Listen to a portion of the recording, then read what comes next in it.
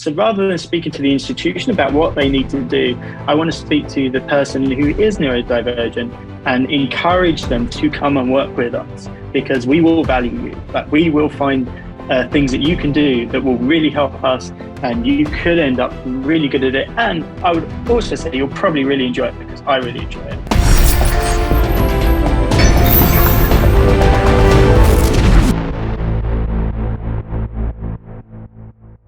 I am here today with Simon Smith, who is an editor whose recent credits include the award-winning HBO series Chernobyl, for which you won an Emmy, a BAFTA, and an Eddie Award. And it may not be quite as sexy or cool as an EGOT, but technically you got an EB or an EB or a B compared to what the combination is. But the fact that you got the Emmy, the BAFTA, and the Eddie certainly says a lot about your work on Chernobyl. You've also worked on the Disney Plus series Star Wars Andor. And you also mentioned in your bio that you have 3 small children and you live by the coast in Brighton, England. So Simon, such a pleasure to finally have you on the microphone. It would take us half the episode to just talk about what it took to get you here. The point is, you're here, and I'm super excited and very grateful. So thank you. Thanks, man. It's really nice to be here. Really, really nice to be here. One of the things I learned about people relatively quickly, and it's kind of one of my ninja tactics that I have, having done over 300 of these interviews, I learn a lot about a person by how they answer the question, how do you want to be introduced on the show? Because it used to be, here's your, just provide for me your bio. And then people send 1 or 2 paragraphs, kind of the standard third person thing. But then when I ask them to write, I want you to say how you be introduced in the show, I can tell very quickly a lot about a person. What I can tell about you is that you are humble almost to a fault. Would you say that that's relatively accurate? If I say that's very kind of you, that probably you just confirmed my suspicion. The reason I say that is because you said, and I actually embellished your introduction just because I needed to. You said, I worked on the show Chernobyl and Disney Plus Star Wars Andor. I have 3 kids and I live in Brighton, England. I'm like, you're selling yourself a little bit short, my friend, because what you have accomplished in this industry is amazing for anyone. But the context for which I want to frame this is because of the reason you reached out to me, what we're going to talk about. You were recently diagnosed with autism. So for somebody to say, well, it's amazing for anybody to do this, but for somebody with autism to do it, that's amazing. You know, that was so courageous of you to decide to do this, despite the fact that you suffer from this problem. You know, good for you. Obviously, that's not the way that I want to frame it, but I have a feeling that that's how some people frame this, right? Yeah. And, you know, maybe I would have even thought of it in that way, 10 years ago, 15 years ago. But actually, having thought a lot about it, and I do spend a lot of time thinking, I actually conclude that all of the success, the Chernobyl and Star Wars and everything that I am good at is connected to my autism, to my neurodiversity, to my brain. So actually, I don't think that I would be as successful at those things if I was not autistic, or if, I wouldn't be that successful. All of the things that I owe it to, but I owe it to my autism, really. And that's something that makes me want to talk about it, because I know that, growing up and lots of other people who have brains that they know are quite different to other people, makes you, it can lead to periods of, lack of self-worth, not feeling valuable, not feeling able to do things. Everything you just said about, how difficult it must be, I think you can have those thoughts in your mind, but actually, my autism has allowed me to do my job. And I really think not only does it enable me and empower me to do my job, but it's so intertwined with post-production specifically. I think that definitely when I got my diagnosis, one of the things I thought is, wow, if I'm autistic and I'm learning this, I know a bunch of people who I work with who would be interested in this and who should maybe go on this journey and maybe get their brains checked out, because there's a lot to learn from that process. And I feel like I've got a neurodivergent radar now, and I can pick up all over the place. Like, that person's brain is thinking like my brain thinks, or isn't thinking like other people's brains think. I listen to your podcast, and some of the people that speak to you on your podcast, I swear, I'm like, that guy, that girl, they'd be interested. They should get tested. They should see where this journey takes them. You know, it's part of what we do. I love the idea that you said a neurodivergent radar, because I feel like that's something that I have as well. And this is something I've talked about before. Full disclosure, you and I have talked about this a little bit offline. I was diagnosed with adult onset ADD when I was give or take about 25 years old. And that was, I hate to say it on a recording, 17 years ago, just because in my brain, I'm still 25. I feel 25. Actually, I feel much better than I did at 25. But to think that was 17 years ago still kind of scares me. The point being, things were a lot different in brain science back then. And you couldn't, not that you can now, but it's not like you could take a simple blood test or spit test and say, yes, you are ADD. It's based on a multitude of factors, behavioral factors. How does your brain think? How do you process information?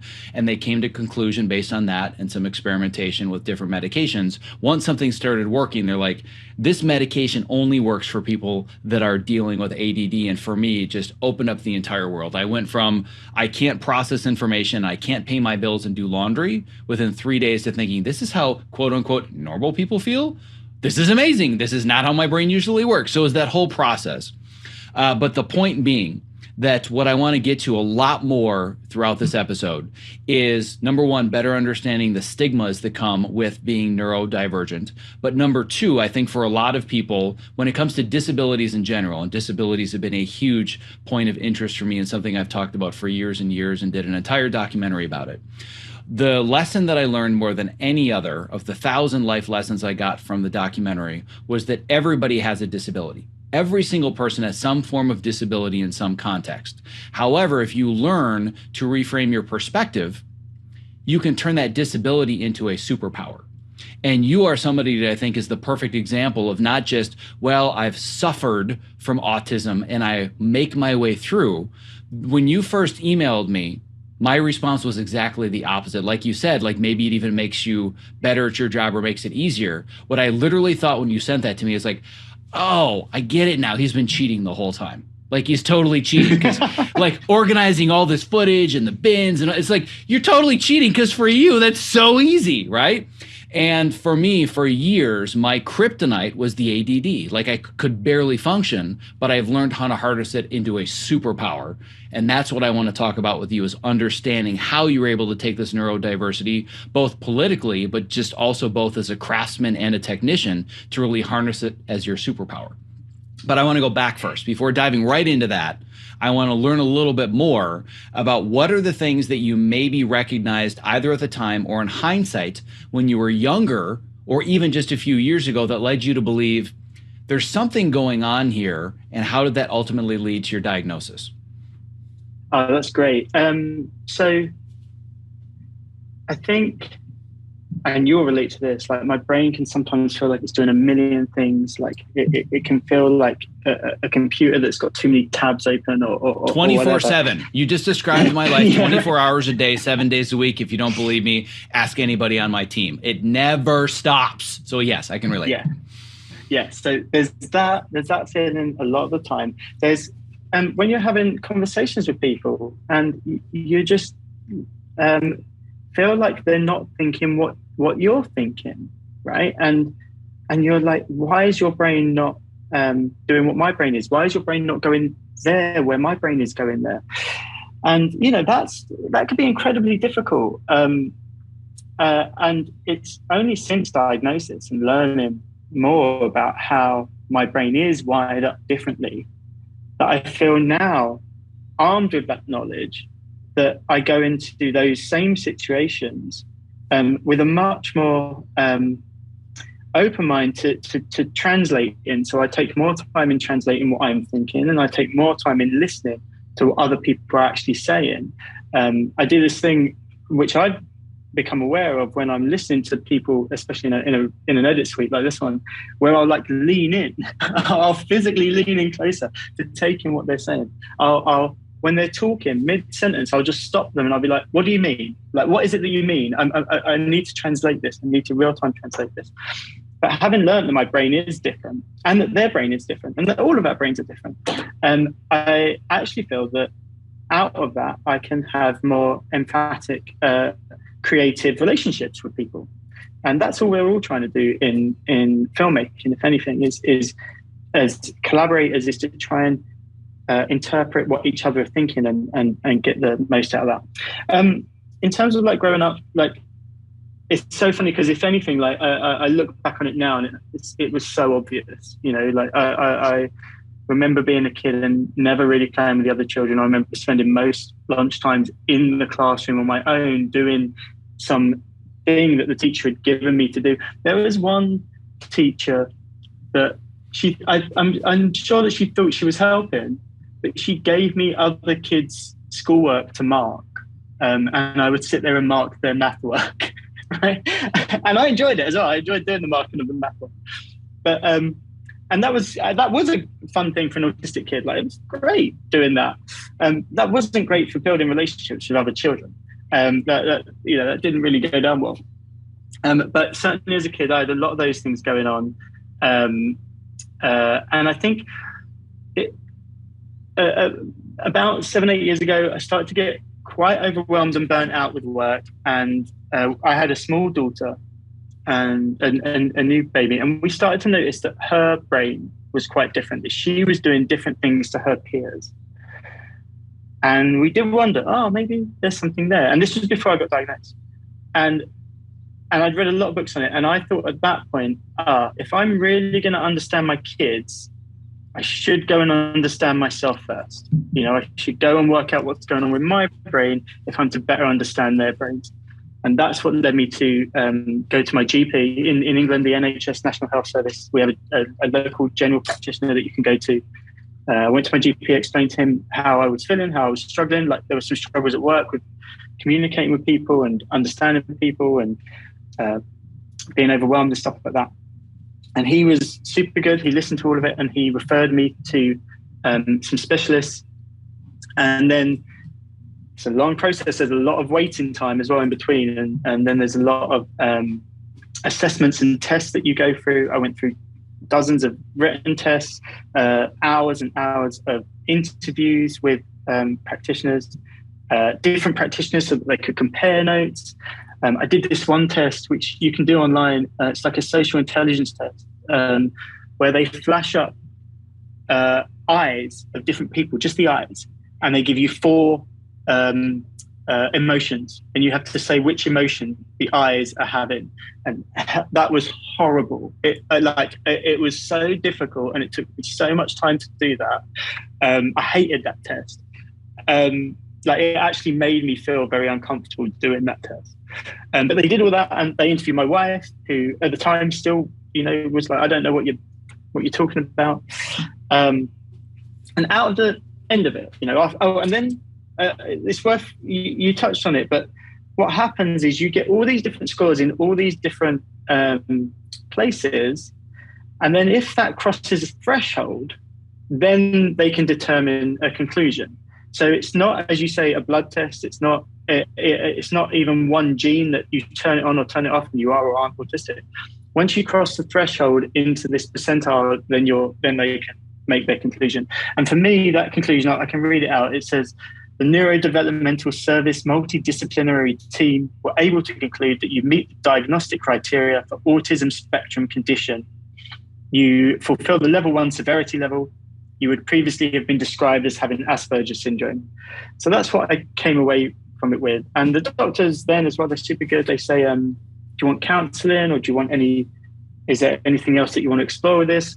Is there medication that you feel that you want to explore? But that was enough for me to be like, okay, that tells me something about my brain. And then as time has gone on, I've had 2 more kids. And one of our kids, a little boy who's amazing, he now he's grown up, he's very much presenting much more obvious autism traits than I have, or, to the point where he's very obviously autistic in that way. And I'm so glad that I went through that process, because I feel how I feel about it and how I feel about my son, how I feel about my son's future, has all been made more sensible to me, having gone down that and understood it about myself. I know that my autism is very different to his autism. Every person's autism is very different. There's a phrase: you've met one person with autism, you've met just one person with autism. But I feel more equipped to, I guess, take the emotional roller coaster of all that. Sure, I've gone off on a weird tangent here. You haven't at all. You're so self-conscious about the fact that you just ramble on and you have no idea how succinctly and organized your thoughts are. Oh, okay. I'll let you know if you go off the beaten path. Don't worry about it. Okay. I have a tendency to do that, I think, a lot more than you're going to. There's two things that I want to dig into a little bit further, and one of which I think is a really, really big one. It's when you said, well, my son obviously has autism.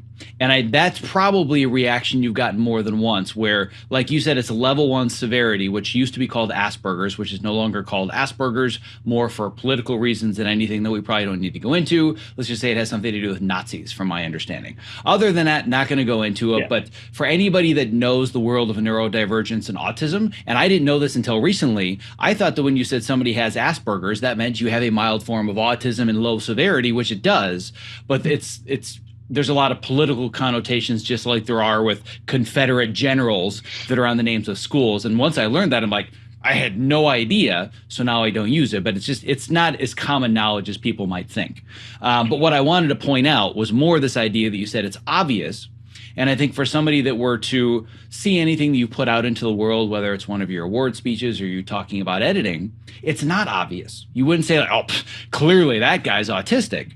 So let's talk a little bit more about people that don't really understand neurodivergence, to understand how wide the spectrum is. Because immediately, at least for a lot of people that are my age, maybe not younger generations, but for my age, as soon as you say autism, the first thing you think is, well, Rain Man, right? The guy can barely function. He counts matchsticks, but he can't function in society. And there's so much more to it than that. So talk to me a little bit more about just the sheer width and depth of the spectrum and the different levels of severity, so people can better understand that, like you said, when you've met one person with autism, you've met one person with autism. Yeah. Well, so the spectrum thing is really fascinating, because people see it as this like line. It's like autistic, not autistic. Where are you on that spectrum?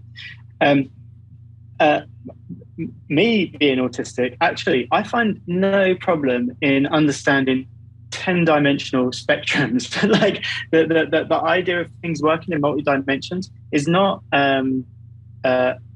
difficult for my brain to interpret, and that's kind of closer to what it is. And so you can imagine that, and there's some good. I've got some bits written down here. You can imagine a level of the spectrum is how verbal you are, how you use language. Another is how you can use eye contact. Another is how you use your special interests. Another is how you react to sensory things. Another one is like literal mindedness or use of metaphor. So all of these different things can have different meters on them, So you can imagine the spectrum in at least those 2 dimensions, the various different ones, and then how up and down they can go. And interestingly, like this blew my mind, but when I got my diagnosis through, they can compare each of those to the average, right? The average person. And even though my total pushed me over the limit or over the threshold, there were categories within that where I was less autistic than the average person, which was just like, wow, like to cross the threshold of autistic, but to actually be less autistic than the average person in this one. Like if you saw me with an average person, you think I was less autistic than them. That was like, wow, that's a mad way that all adds up and combines. But what I do know is that there's a lot of things once I learned about it that do make sense to me. Right, and that do chime with me. Here's a perfect one, actually. My love for films couldn't be more of an autistic love for films. If you were to write it into a film, before I knew I was autistic, I was obsessive about seeing everything. Like, I would go to the cinema, I would have to see every film that came out at the cinema. And like I remember going to the cinema 4 times in one day when I was at university. There was something about the cinema, which is this like sensory experience. You're in a dark room with a massive screen, sound. It's depriving you of all of those interactions, and you're just like taking in this picture. This makes sense now. I sit in the front row. I went to see Thor at the IMAX like last week, the new Thor film, and I sat in the front row, and it was my favorite seat to be in. And it's funny because no one else wanted to sit there. It was like a special screening, and there were these 2 seats. Right? That's perfect. Now that I learn, I have a neurodivergent brain, or I'm autistic, or however you want to frame it. Now that I learn that, I'm like, that explains why I like doing that, and other people perhaps don't. So seeing the films, there's a thing about special interests for autistic people where they can get obsessed, but they can also be very thorough about how they want to know everything about a certain topic. And I feel that I have that with film. I remember when I was a teenager, someone made a comment about how sad it would be for someone who goes to the cinema on their own. I remember like teenagers like saying, it must be so sad to go to cinema on your own. I love going to the cinema on my own. It's the best. Oh my God, it's the best. I would much prefer to go on my own, to be perfectly honest. Yeah, I don't need anyone with me. I'm perfectly happy. And it was funny, like when I started dating my now wife, like that I would just, Friday night, what are you doing? Oh, I'm going to cinema on my own to watch a film. I can love that. But that I think that makes it feel obvious in hindsight. That makes sense. But now I'm also like, that's clearly part of that, how I relate to people, how I feel best. Like, too many people or whatever can be very difficult. So that now makes sense. In my job, let's look at my job. There's lateral thinking when it comes to editing. There's a librarian element to it, how you file everything, how you log everything, how you store everything, how you categorize everything. There's the memory element to it. Like I feel like I have I felt like I had a normal memory, but now I'm like, you've got a different kind of memory to other people. The way you remember rushes, what you've watched, is actually fundamentally different to what someone else will see when they watch those rushes. I remember practically everything. I think that I can find very quickly. Well, here's a great example. I got a phone call yesterday from a director that I worked with, and we worked on something together in 2012. And it was a particular shot of a sky, like some clouds. And he's like, do you still have that shot of that sky? And I had it within 10 minutes, or within 2 minutes. Like, I was just like, yeah, I know where that is. And I went on my computer and I went into my hard drive and I found exactly which folder it was and pulled it out and sent it off to him. And that was something that we worked on in 2012. I feel like I'm an autodidact, right? I like to learn. I like to teach myself. I'm obsessed with it. Like, I'll always want to learn a new piece of software, or learn about a topic, or learn, read a book on a subject.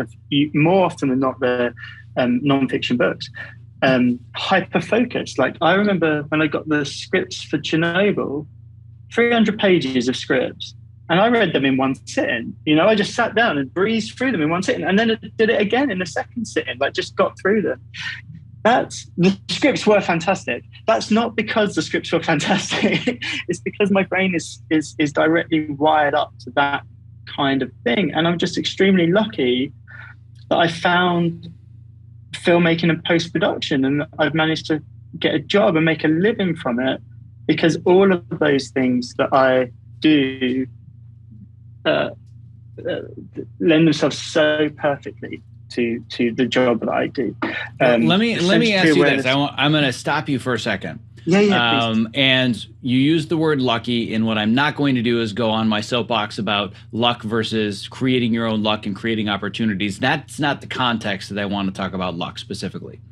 but I want to see if you can relate to this phrase the way that I can relate to this phrase. You said that I was lucky to have found film and post-production.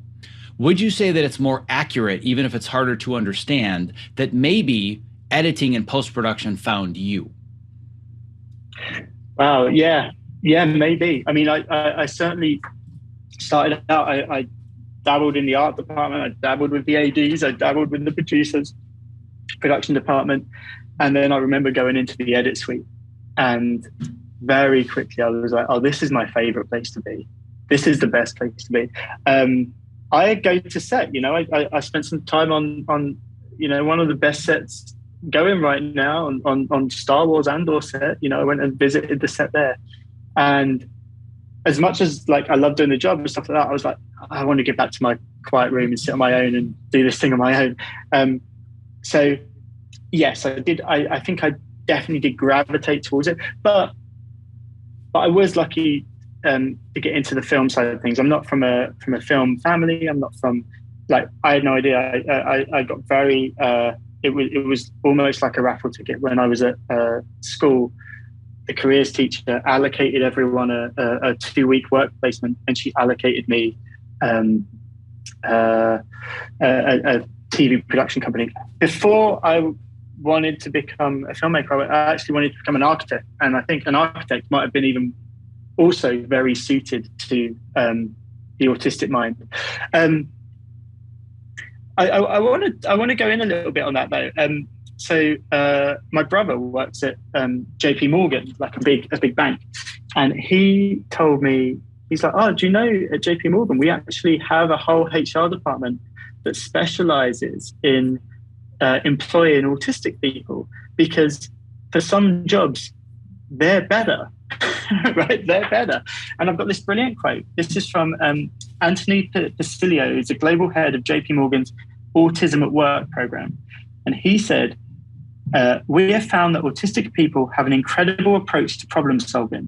They're very granular and see things in completely different ways to neurotypical employees. In roles with easily measurable outcomes, JP Morgan has found that people on the spectrum can considerably outperform neurotypical people. In one technology role, the bank found that employees in the program could complete tasks in a queue between 90% and 140% more productively than their neurotypical colleagues, and with 0 errors, which is almost unheard of. That's fascinating to me. The fact that not only can we have these traits to be good at a job, but we can be valued specifically for that.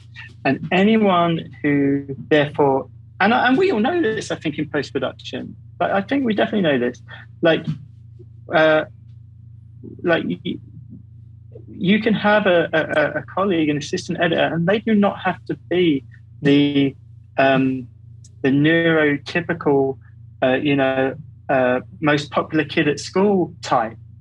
They need to be someone who is really, really, really good at media management, and that's what we strive for. There's I found a VFX company that I've been working with in Los Angeles called Exceptional Minds, and they're an academy that then become a studio, and the academy is for young people with autism who can go and learn VFX, and then they graduate up and they become members of the studio, and they provide VFX shots. They're a VFX vendor.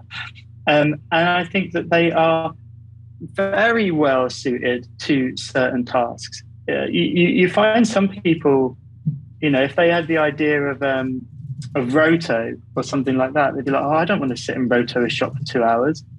And then there's other people who might love to roto a shot for 2 hours.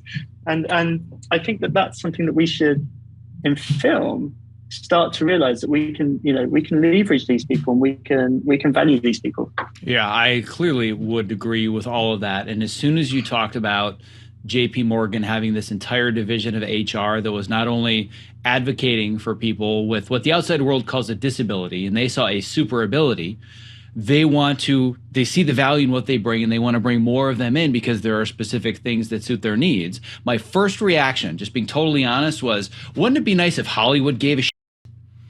Because Hollywood doesn't have HR departments, and at least unless you work for the studio at the executive level, We're just cogs right? that they hire project from project to project. And anybody that works on the crew side, we don't have HR. There is no such thing. I can't go to an HR department and say, we should build this advocacy department to hire more autistic people to be assistant editors and media manage, because they're like, well, we just hire show by show by show, and they don't have a post-production department cutting TV and films for Sony or Warner Brothers or Disney or whatever. So it's infinitely more complex, but I wish that more people had this mindset of not just saying, well, according to, at least here in the States, the ADA, the American Disabilities Act, we're going to have to accommodate.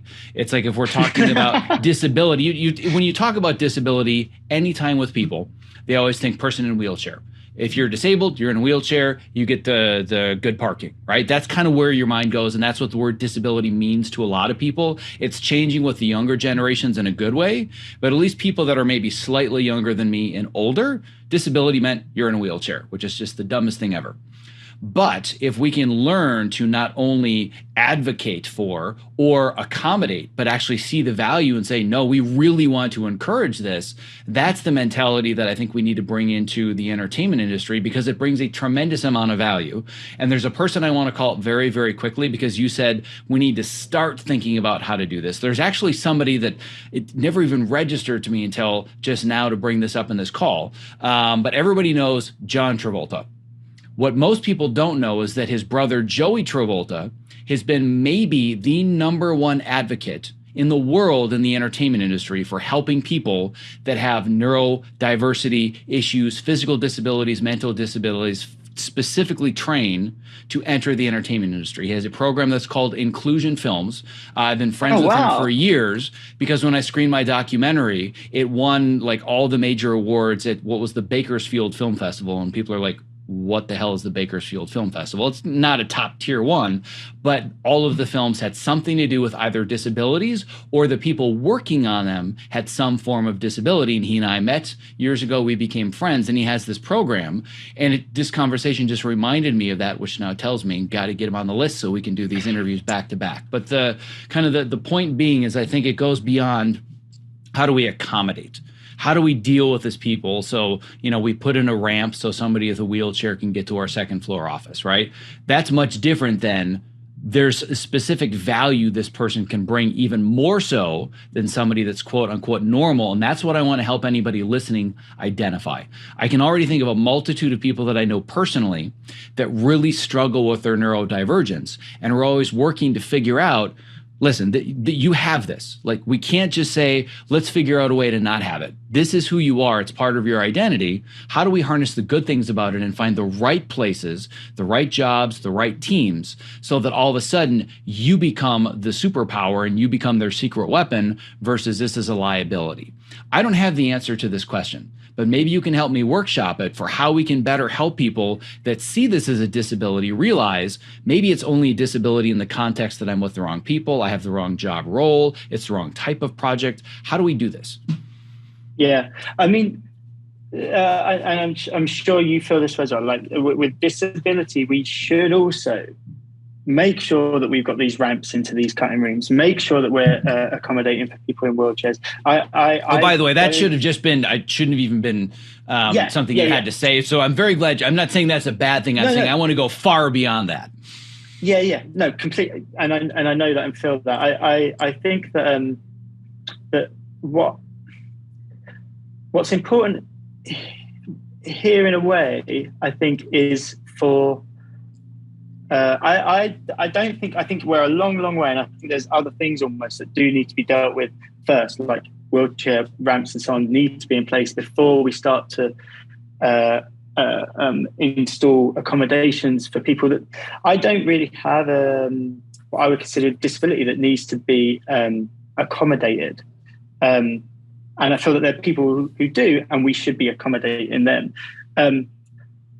So what I hope that this almost does is it speaks more to the person. So rather than speaking to the institution about what they need to do, I want to speak to the person who is neurodivergent and encourage them to come and work with us, because we will value you. Like, we will find things that you can do that will really help us, and you could end up really good at it. And I would also say you'll probably really enjoy it, because I really enjoy it. There are I do have like hopes for the future that just as on my call sheet now, there is an anti sexual discrimination phone line, there is an anti-bullying phone line, there's an anti-racism phone line.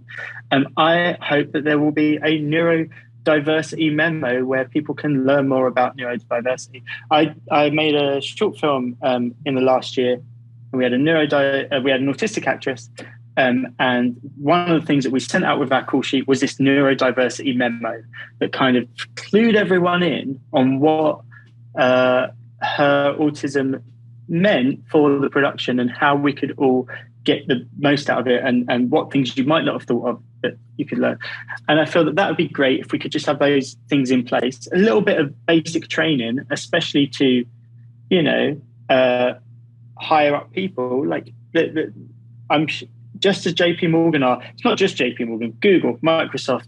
There are lots of companies that have realised the value here, and that they train people to better understand neurodiversity. I think that could be happening at the top. I think the interview process is a particular minefield for autistic people, and I think that and neurodivergent people. How do they navigate an interview? Zoom is doing all sorts of crazy things with eye contact and how we communicate with one another. And I would love it if we could have more of our jobs, especially, that could be more qualification based. It would be great if there was more of and I know that Avid certified training and stuff like that exists. It would be great if there was more put on that. I would almost rather have someone who is autistic who wouldn't be able to have a conversation in an interview present me with a certificate that says they know how to script sync. If they can present me with that, we don't need to have the interview. That's fantastic. I'd love to have you. I'd love to work with you and to have you as part of that team. So an emphasis on qualifications for people that don't present well in interviews could help. But I think just a general understanding of it. I am still learning about it, but the more I learn about it, I genuinely feel, as I said earlier, the more I feel I can connect with people that are not neurodivergent, people that are neurotypical. That I would encourage everyone, and I know like you encourage everyone, and you encourage me listening to you to get the most out of your brain, to learn the most about your brain, learn what it is that you like, learn what it is that you don't like. Can I talk a bit about some of the things that I do? Like on Chernobyl, I found Transcendental Meditation. And Transcendental, and I did it all through Chernobyl. I don't do it so much now, but I did it all through that. And I would do it in the morning, I would do it in the evening. It fitted into my routine, and it was so perfectly wired to work with my brain. I tried other types of meditation. I tried mindfulness and stuff like that. Didn't work for me.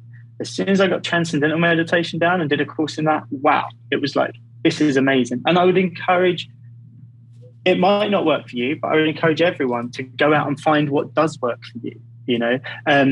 You'll love this one. This year, so on that job, it was Transcendental Meditation. On the job that I'm on at the moment, Netflix job, I ran a marathon this year. I trained and I ran a marathon. So every 3 times a week, I'd get up and I'd go running. And running for me is a great way to get my brain to chill out and calm down. I know the same for you. I know exercise is such a big part of your life. Absolutely. Finding those things that work well for your brain is so valuable. So that's something that I think should be encouraged. Yeah, I've got at least 17 different follow-ups and questions because like you, I too like to go deep on very granular specific areas. To go way back in the conversation, the first thing I will acknowledge is there are so many things that you mentioned that you experienced that I swear to God that you and I are twin brothers. And anybody that's looking at the video version of this podcast is questioning twins separated at birth. Possible, right? Obviously, the hairlines are very, very similar. But one of those that I can very much relate to, actually, I mean, pretty much all of them. But when you said that they can be very obsessed about certain subjects, I'm very much obsessed about certain subjects, very much an autodidact, have spent exorbitant amounts of money learning all types of different skills, whether it's specific to building this business, building this coaching program, just learning other things that I want to learn. American Ninja Warrior, always a joke that I make when people say, what do you do outside of work? What are your hobbies? I say, what's a hobby? I have obsessions. I don't have hobbies. Ninja Warrior is one of those that, again, factors into providing my brain with the oxygen and the neurochemicals that it needs to stay balanced. But one of the things that I want to go into, as it somewhat relates to this idea of advocating for versus accommodating, etc. You had said that I don't really think we need to accommodate so much. I'm not going to disagree, but I'm going to add a layer to that when it comes to helping people that are not neurodivergent better understand how to get the most out of people. And I'm going to give you a very specific example, and I'm not going to name a name, but I guarantee when this person listens to this podcast, and they will listen, they're going to be like, oh my God, he's talking about me. So I have worked with somebody where one of their greatest struggles with ADHD is executive functioning, which is a very common struggle for somebody with ADHD. And for anybody that doesn't know, executive functioning is essentially a fancy word to say my ability to make decisions and prioritize. So if somebody says, I need you to do these 10 different things and walks away, their brain shuts down. I can't do any of this because I have no idea how to put it in the right order or how to prioritize. And a version of, I don't want to call it accommodating, but it's in the same conversation of learning how to both accommodate, but also collaborate and get the most out of somebody that's in the situation. If I were their supervisor, let's say that they're an assistant editor and I'm an editor, that's something I want to learn about them.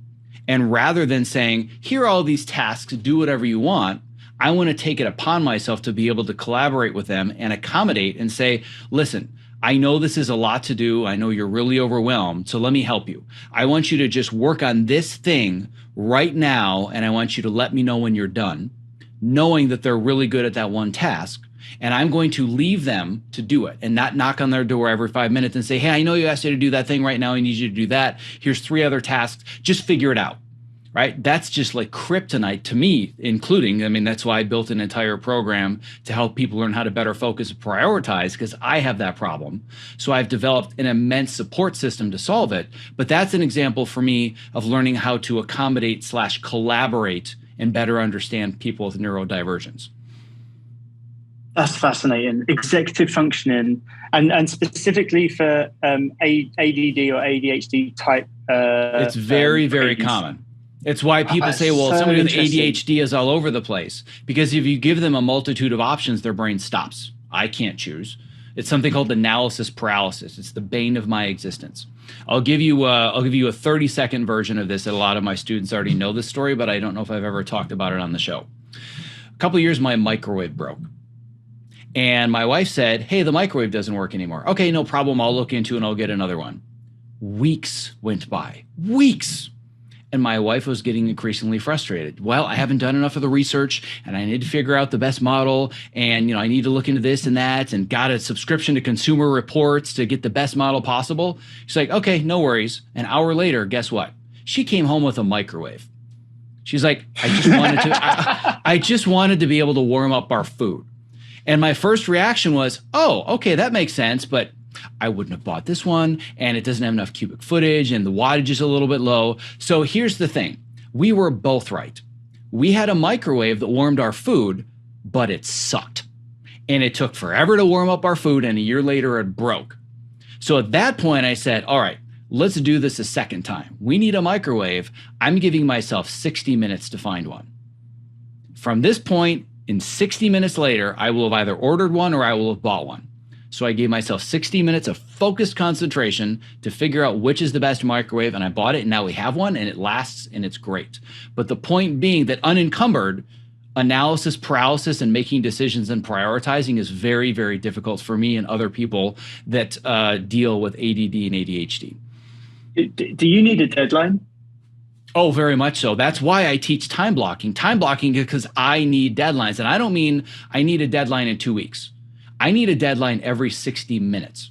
So if my entire calendar, and people that have seen my calendar, they literally, I'm like, you need to be sitting down to look at how I manage my life. Because to most people that are neurotypical, it's like, this is way too overwhelming. But if I don't have it, then I'm overwhelmed. If I look at a white calendar, I do nothing. If I have a calendar that's 7 different colors, that has a time block every hour that tells me this is exactly what to do and this is how much time you have to do it, I am in heaven and I am super productive. So I've taken what was a kryptonite and turned it into a superpower with a digital support system. I love that. I love that. The idea of needing a deadline, though, is so foreign to me. Like, I would blow my university lecturers' minds because my work was always in on the first day that we could hand it in. The first day that we are the pole. That's one area we are polar opposites. Totally polar opposites. Yeah. I was like this is a perfect example. My taxes are, you know the tax filing day that you have to hand in your taxes in England. I think it's like April the 5th. Everyone has to hand it, or they have to do a certain thing by January the 31st or something like that. And it blows my mind on Facebook when everyone's like, do my taxes. I'm like, and then there's the people that get annoyed at being fined for being late at their taxes. They're like, I was late, so they fined me. And I'm like, but you had 8 months to hand it in. like why? You know that you could have done it any time in that 8 months. And actually, like, it's mental, but it makes so much sense.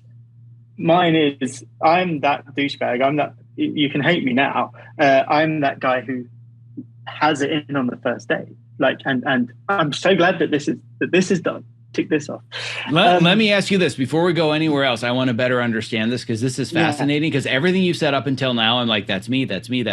And right now I'm like, could not be more different than me. My version of this story is that I amend or extend my taxes every single year because I never get done by the 15th. And now my accountant sends me one message in early March confirming you're doing an extension again. Yep. Talk to you in July.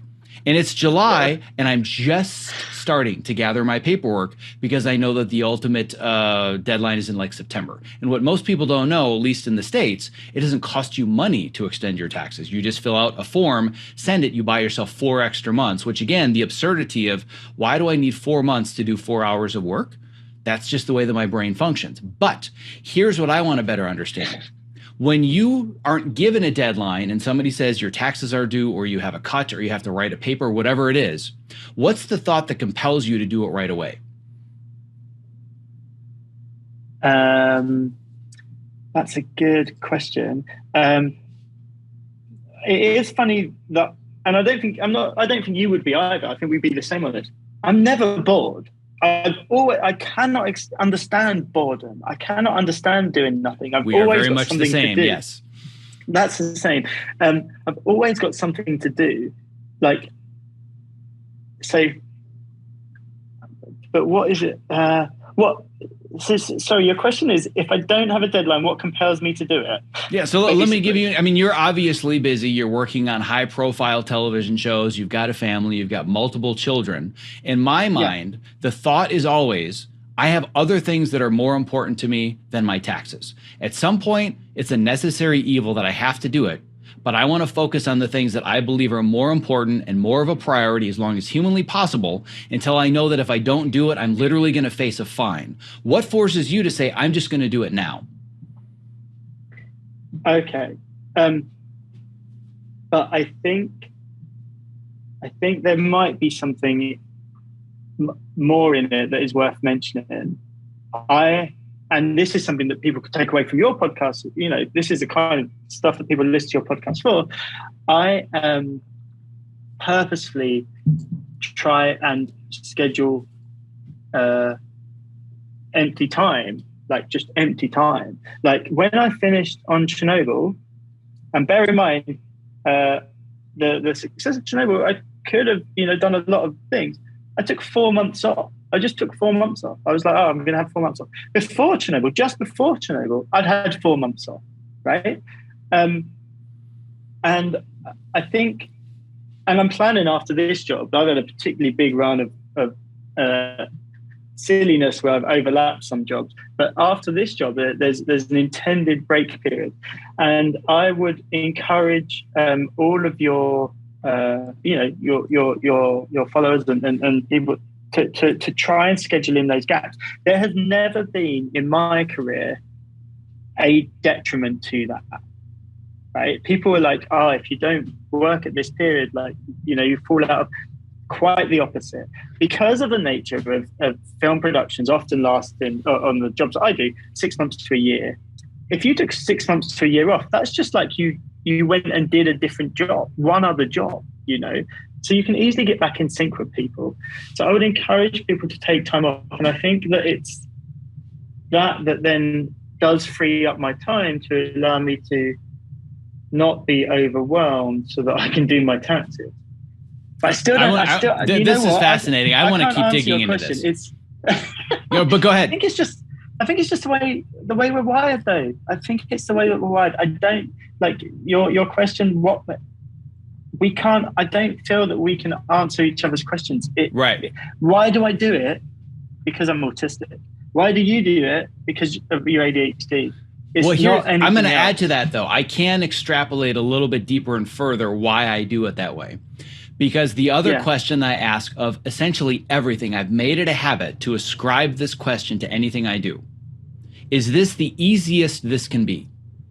I want everything to be as easy as possible. Now, my life is very complex and the work that I do is very difficult, but everything I'm doing, the location of the time block on the calendar, the period of the year, this is the easiest I've been able to make it. So in my mind, if I'm in the, like, for example, when taxes were due this year, I was just on the tail end of finishing up season 5 of Cobra Kai, completely and totally exhausted. And I knew I needed time in between to do absolutely nothing. And I thought to myself, this is going to be a really crappy place to have to deal with my taxes, because it's one of the least favorite things that I do on the planet. I have to gather all the things and scan them and put together a spread. It's just a pain, but it's much easier to do that same 4 hours of work in July, when I finished up everything else that I need to do and I'm more relaxed. So that to me is the easier version, which is why I amend. I spotted something in that, though. I love that bit with the spreadsheets and the scanning and the receipts. So now I get it. You get enjoyment out of it. To me, it's dread. I enjoy it. Now I get it. You're like, why would I defer something that I enjoy so much? Yes, you said the pain. And I'm like, oh no, I enjoy it. I actually like it. It actually soothes me. It's a form of, I can do this. Right. Polar opposite for me. Right. But hang on. So there's, we've got something there, because then that would suggest that my brain in another life, I might have gone into accountancy. In my brother's life, he's gone into banking at JP Morgan. Right. So I think that it is that. So maybe that's part of it. And I've heard you say this on your podcast before. Finding something you love, is really important for general mental health and work and motivation. And I think because I like that thing, that's probably how I do that easily. That makes a lot more sense to me now, why you would gravitate to doing it right away. Because to you, it's like, if somebody said, here's a free pint of ice cream, I'm going to wait as long as possible before I eat that. I'm just like, I'm going to eat it now, right? So I better understand that mentality for sure. It's so painful for me, in fact. This is something I've even talked about a little bit in my program, is that I have something that I call my week of pain. There's a week that I just schedule every year where I do all the things I hate the most. Taxes are always in my week of pain, because it's like, this is all inevitable. It must be done. So rather than sprinkle all these awful things that I don't like during all the things I love, I'm just going to wake up Monday morning and I'm going to know that the next 5 days of my life are going to suck. Taxes are the top of that list. Hate doing that stuff. But what I love, and it's funny, we're really getting into something granular, but hey, that's what we do. One of the things that I found, and this is a really interesting strategy that my accountant pushes back on all the time. What I've done is I've given myself a reward for doing the stuff that I hate. And the reward is I pay more into taxes than I should be. So I never owe taxes. So I know the faster that I get through my paperwork, the faster I get money back. I've given myself the dangling carrot. Otherwise, I wouldn't have my taxes done for the last 7 years. But we're not talking like, ooh, I've got $27 coming back. I make sure that I have thousands of dollars returned to me. That's what it takes for me to finish my paperwork. And even knowing that I have a healthy refund coming my way, I still extend to the last possible minute. It's like if somebody said to me, I'm going to pay you $5,000 for 4 hours of work. And all you have to do is scan W-2s and dig through some power bills and gas bills and collect all of them onto a spreadsheet. That's it. 4 hours of work, I'm going to pay you $5,000. And my response is, talk to me in 4 months. Because I don't want it. Like, that's the way that my brain works. So it's fascinating how, even though there's some very, very clear similarities, there are a lot of really interesting differences. And what I want to dig into a little bit further, which may not be quite directly in the neurodiversity or neurodivergence conversation, but I want to dig deeper into this idea of taking these long breaks. Because I know that it's not just a matter of, and this is more my pattern, and the reason I had this coaching program is because they often say you coach what you need to hear the most. And my default pattern with no boundaries, no safeguards, is I'm in a project, it consumes my entire life. It's the only thing I'm doing, crazy hyper-focus. I finish the project and I recover. That's default setting. All the things that I teach and that I'm learning and everything else, those are the safeguards to make sure that I don't go to default.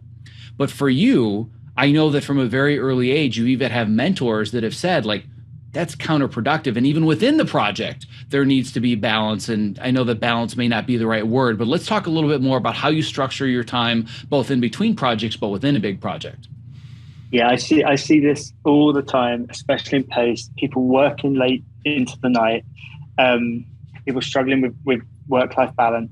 I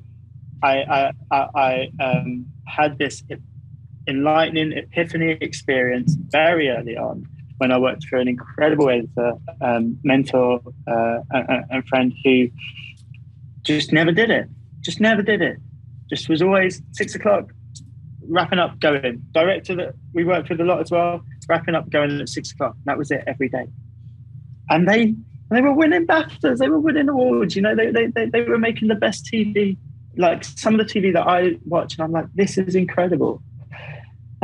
So there is no direct connection between staying later and better work. There is no direct connection. Amen. As soon as I worked that out, I was like, 6 o'clock, I'm gone. Like, I am gone. I so heavily believe in that I just finish up my day and I say to, you know, my colleagues, go home. Like, and I remember that editor that I worked for, he would come in and he would say, go home. Like, you're worth more to me if you go home now. I want you to go home because then you will do better work. You know, your work will be better if you go home. So once you've learned that, you know, it's the same as, you know, once you learn something about your diet or once you learn something about meditation or whatever, it's incredibly easy to live by it once you fully believe in it. And I do fully believe in it. It's when you don't believe in it, or when you do believe, you know, but it becomes it doesn't work. I so fully believe in a better result. That's something that I talk a lot about with my friends and my family and my colleagues. Is the final net result, right? Like, if I do this, does it actually benefit me? Here's the situation. There's some notes to do, right? And you can argue over something, or you can disagree with something. Is the argument actually going to get a better result at the end of it? My autistic brain is very good at cluing very quickly, is this argument worthwhile? Right? Is this discussion worthwhile? Is this worth my time? And I can quite easily just walk away from something, you know, very quickly and move on to something else, if there is not a net positive to be gained from it. And it's silly. I suppose I make this mistake. This is probably, if anything, I make this mistake with my kids a lot. They do something, they ask me for something. Can I have this? Can I have this?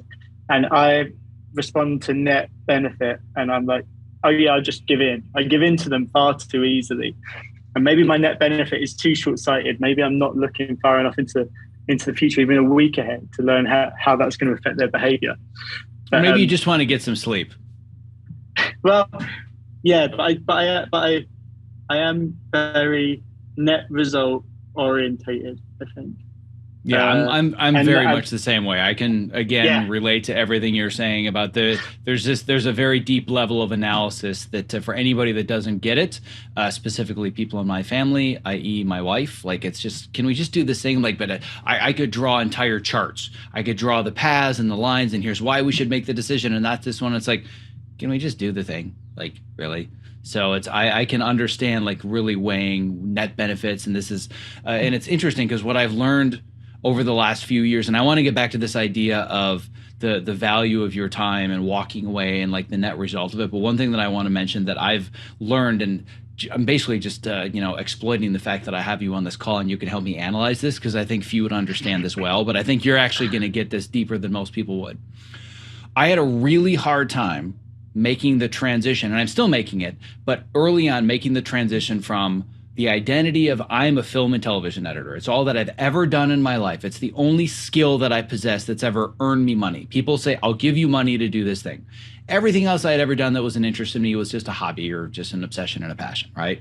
So when I decided I don't want to do that anymore and I want to work in this area instead, huge identity crisis. But the biggest part was, how do I reconcile the fact that I've wasted over 20 years of my life doing this thing that no longer applies? And then 2 or 3 years ago, it really hit me. What I'm doing now as a podcaster, as a writer, and most specifically as a coach, is I'm still an editor, but now I edit people's lives and their conversations and their challenges and their problems. Those are all of my dailies. And what I found that I'm really, really good at, and it's hard for me to articulate and understand it, which is why I want to get your perspective. And I've had a multitude of students where they'll just watch this in amazement. And I'm like, I don't get it. How does everybody not see this? But somebody will tell their story. Here's my challenge. They'll ramble for like 15 minutes. And to everybody else, it's like, would you get to the point? And what I can do in 30 seconds is I can say, all right, so what you said is this, this, and this. I totally understand all of that. And it sounds like your challenge right now is here. And I think the next most important thing for you to focus on is doing this one thing that you can do in 30 minutes. And everybody's like, it's like a magic trick. I'm like, doesn't everybody see it? It seems so obvious. But I realized that that's what made me a really good editor. And it's now what makes coaching something that I enjoy so much. But it's almost so effortless for me that I feel like I'm cheating. Yeah, right. Well, here's something that you'll relate to, definitely. One of the things that I've learned mostly post-diagnosis is how important it is to take people with me. I will often, when I'm editing, see 5 steps ahead. Or we could move this scene here, we could delete this scene, we could change this line here, we could do this, we could do this, we could do this, it'd be better, right? If I present that to the execs, they can be like, what the is this? Like this is this, like, can we go back? And it won't work. And it will, if anything, it will get their heckles up and it will be counterproductive. The net goal will be worse if I go there that quickly. It's really, really, really important to take those steps together, to go on that journey together so that you can make those understandings together. So I have all of these like ideas in my head and where I want to go, but I make sure that I take people with me. And more importantly, something else that I've learned is when I do that, we end up in an even better place, because that person that I'm working with has ideas as well, which could make the idea that I've got even better. So by going on that journey together, by rowing that boat together, you find a better place, than if I was just like, oh, I know where I want to go with this. And so I really do try and slow that part of my brain down, or that part of my process down, to make sure that I go with the people that I'm collaborating with. And also that's not just for their benefit. The end goal is way better for everyone, I feel. Yeah, and I would say that is good advice for anybody. It doesn't matter if you are dealing with neurodiversity or otherwise. It doesn't matter if you're an editor, composer, writer, director. I think a lot of creative people in general just have that tendency to like just blurt out the whole vision, but most people aren't seeing the vision and they can't play 8 separate moves of chess to get where you are in your head. And I think that a lot of times creates a lot of miscommunication during the collaborative process. So that's one thing that I've had to learn how to do as well, is just slow down and say, all right, I'm pretty sure I see the next 8 moves on the chessboard. I'm going to present the first 2. I'm going to get a sense of, do they agree with these moves? Great, let's try the move further down the road. Pretty confident 5, 6, and 7 are coming. Oh, their idea for 6 is different than move 6 was for me. That's interesting. Let me try that. Oh, okay. So we're essentially going the same direction I thought, but point 8 in this 8-point strategy that I had, it's actually better now because I interjected somebody into the conversation, which is why I've learned to listen a lot more than I speak, both as a coach and an editor and a podcaster. Because one of the first pieces of feedback I got very early on to the podcast, and it's still a challenge to this day, it's a challenge at this moment, is that I interview people and I talked the whole time. I would get that feedback. They'd say, this would have been a really fascinating interview had you actually let the person talk. I was like, oh shit, you're right. I still struggle with that. I've gotten better at it, but I've had to learn how to just slow things down and interject other people into the conversation. And as an editor or any creative professional, this is absolutely vital to being great at what you do when you collaborate. Listening. But you're very listenable, Zach. That's part of the problem. People I think relish in listening to you and choose to listen to you. I mentioned before we started that I'm very aware of how much I can ramble on and talk, and I know that you'll probably want to wrap up soon. I do have another quote that I read very recently, and it's not ADD centered and it's not autism centered. This is dyslexia centered, and even more interesting, like I'm fascinated that there's this whole world of neurodiversity, but this is quite lovely. This has come out of Cambridge University only in the last couple of weeks from Dr. Helen Taylor, who is doing a lot of work, and you can find her on Twitter and stuff like that. This is a lovely thing that she wrote. A deficit-centered view of dyslexia isn't telling the whole story. We believe that the areas of difficulty experienced by people with dyslexia result from a cognitive trade-off between exploration of new information and exploitation of existing knowledge, with the upside being an explorative bias that could explain enhanced abilities observed in certain realms like discovery, invention, and creativity. That blew my mind. That is saying that dyslexic people have this untapped gold mine of discovery, invention, and creativity that is hardwired into their brains because of this trade-off that they've gone through. And I think, if there's anything that I'm trying to take from my own journey with it, and especially in relation to my little boy and to his future, is just to try and embrace everything about it, and not to dismiss any of the difficulties or actual disabilities that people do have, but to try and embrace the brilliance in there. And if your whole thing, you optimize yourself and stuff like that goes anywhere, surely it is to do with us all understanding ourselves and understanding our Absolutely. brains. I mean, embracing our true potential is the core of what we do. And I don't care if you have a disability or multiple disabilities, and spoiler alert, you do, because everybody does. Every single person has a disability. And I help people recontextualize and stop focusing on what they can't do and focus on what they can do. And what the first thing that came to mind, there's two things that came to mind. You read the quote. The first of which is a little bit of background that you may not even know. It's not a secret. It's just not something I talk much about. But my father is a specialist in working with children that have the severest forms of dyslexia. So most people at the dinner table were talking about what happened at work or this or that. I was hearing about the way that children's brains are wired. Like, those were dinner table conversations, was understanding what dyslexia is. And again, this just reinforces the idea that when you look at somebody that has dyslexia, oh, they're disabled, they can't read. Oh, no. The vast majority of people with dyslexia are far superior in intelligence. They process information in a different way, in a different order. And it's not they swap their B's and their D's and words are backwards. It's far more complex. But the point being is, like you said, their brain is hardwired to see things differently and not the way that we are all used to processing them. But there is an immense amount of potential that most people don't tap into because they focus on what they can't do. But your quote specifically about this idea of, there's only so much room for, the things that don't work because so much energy is put into the things that do. It reminded me of a quote that I haven't thought of for years from my documentary. And it was just this little girl that was 6 or 7 years old that had met the subject of my documentary. His name was Christopher Rush. And he was quadriplegic, had no use of his arms or his legs because of muscular dystrophy, but extremely bright. And she said, and it's just like the 7-year-old encapsulation of the same quote that you wrote. Well, God put so much time into Chris's brains, he didn't have any time or energy left over for his legs, which I think is the perfect encapsulation of your quote. It just has a lot less science and big words involved. It's lovely. But I think that's something we can all embrace, because everybody's got that disability and they need to stop focusing on the things that we can't do that are in our way. All right, what are the things that we can do? And most likely there's some lack of balance between, because I can't do this thing, I bet I'm really good at something else because of it.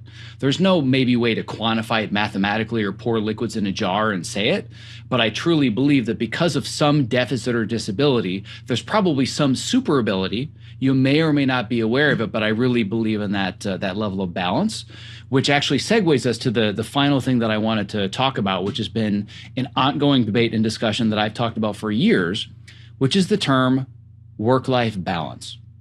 And everybody thinks we're working towards work-life balance, and I'm trying to change that conversation. And I know that you have a very similar feeling about this than I do. So if I were to say to you, what are your feelings about work-life balance and why we all need more of it, what would your response be? Yeah, so it's an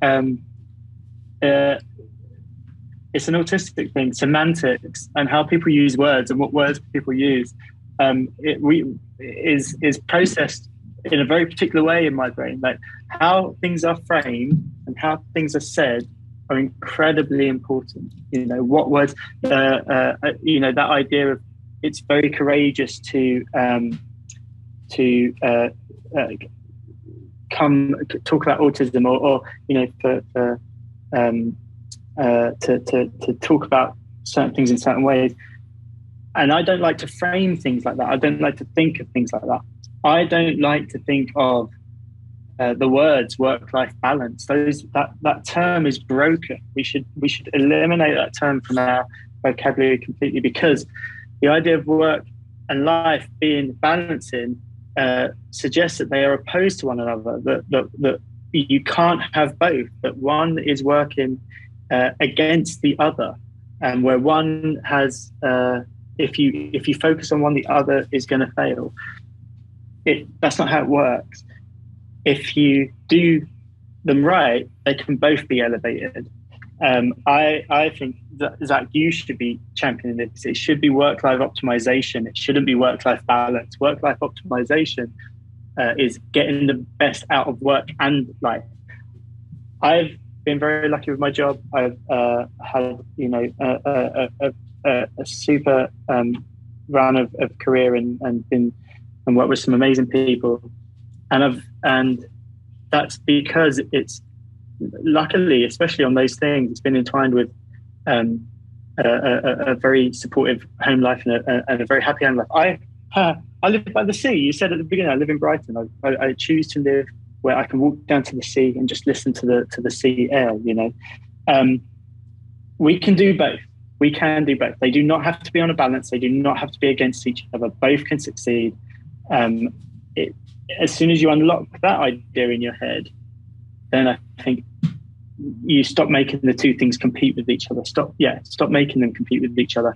Maybe take the foot off the pedal with the work one, because you're not going to get there any faster.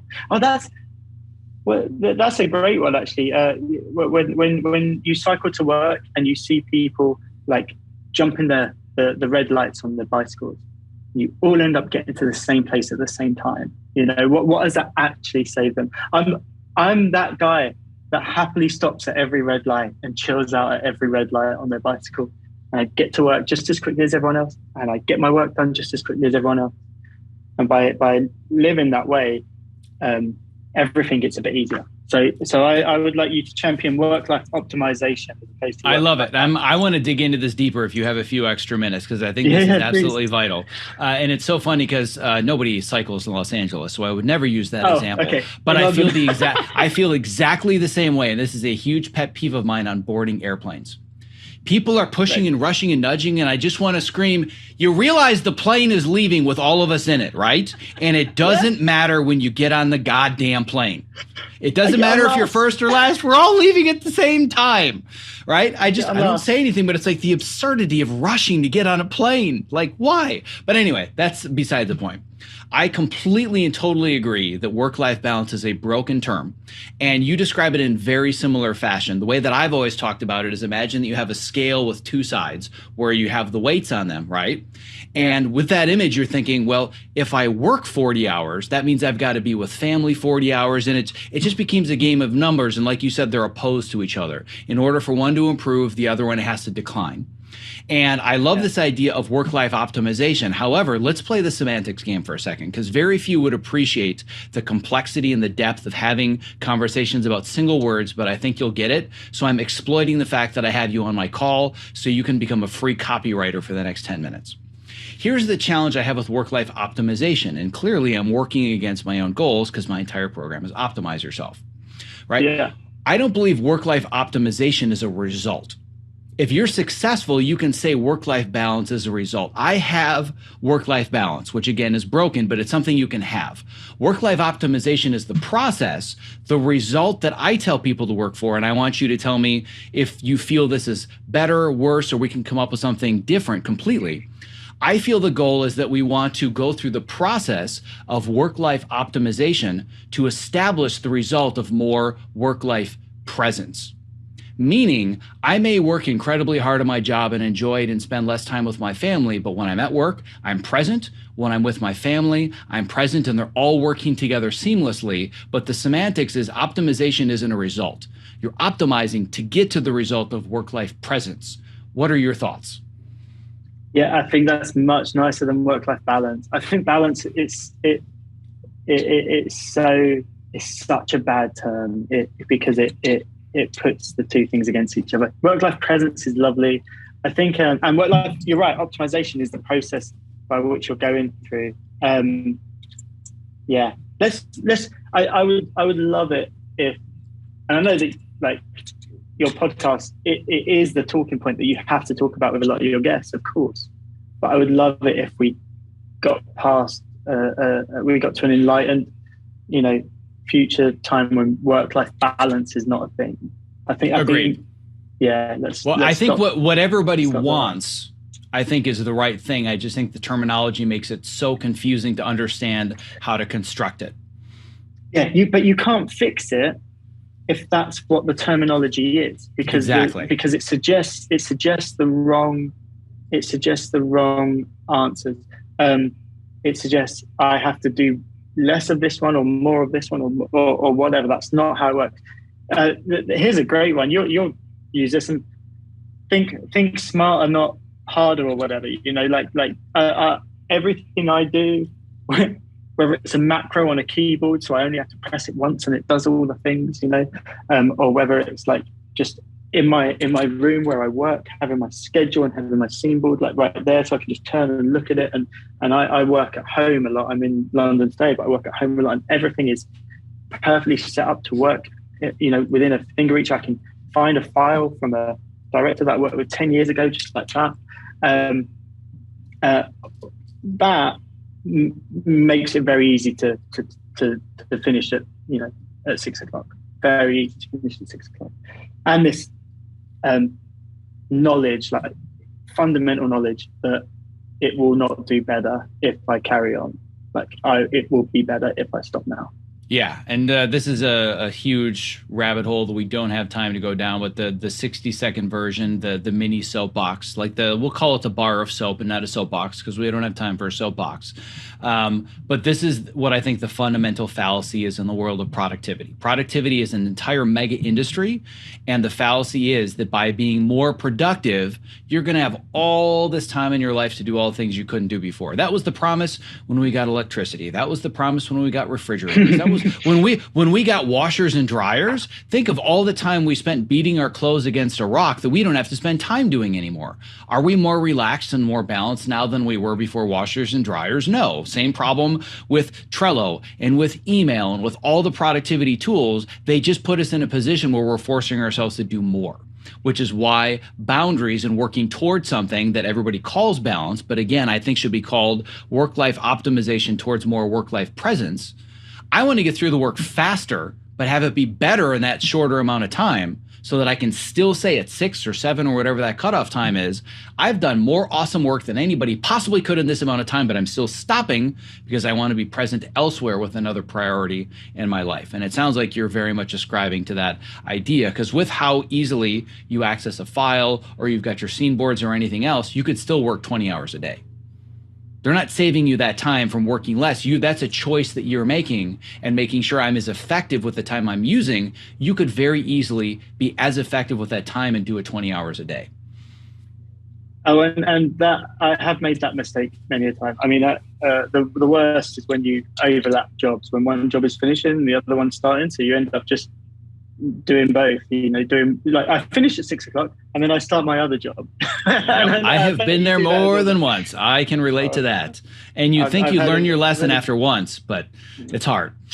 So yeah, I definitely need to stop that. I feel like we've just started. I feel like I've covered about 10% of what I have in front of me as far as prep work and conversations I want to have, but I also want to be respectful of your time. And I have a feeling that at some point this could end up becoming a part 2. It could become a panel conversation. Like, there's so many areas where I believe you can be tremendously beneficial to our global community. So I have a feeling this is the first of many conversations and not the end of one.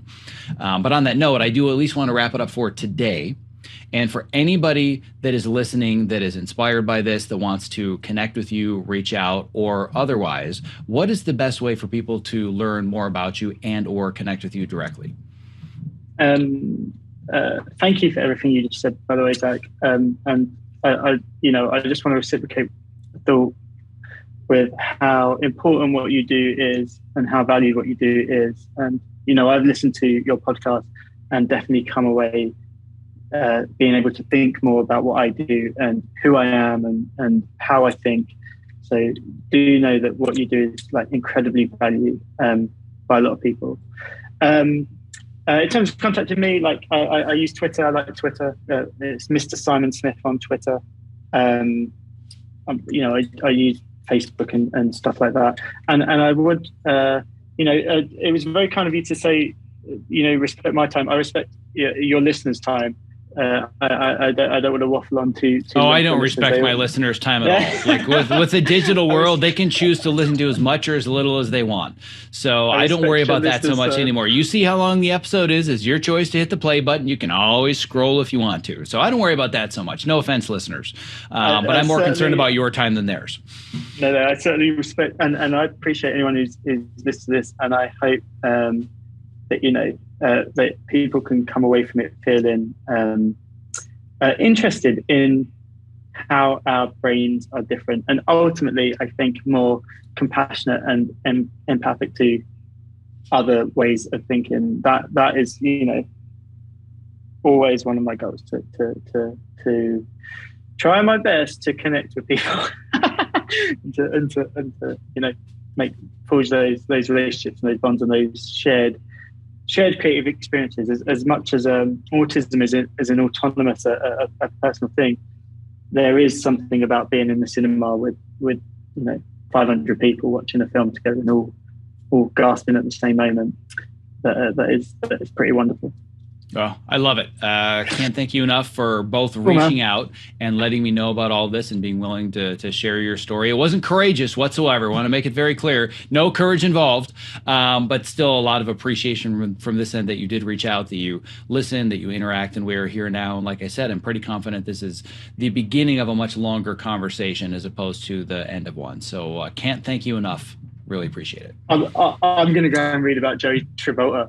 Yeah, and I have a feeling by the time somebody listens to this, that interview might just be paired with yours, because I think they're a really good pair, and it's an untapped resource that I just hadn't even really thought about until now. So I want to listen to that one.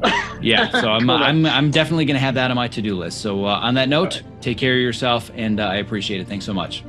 You're the best. Thanks so much, man.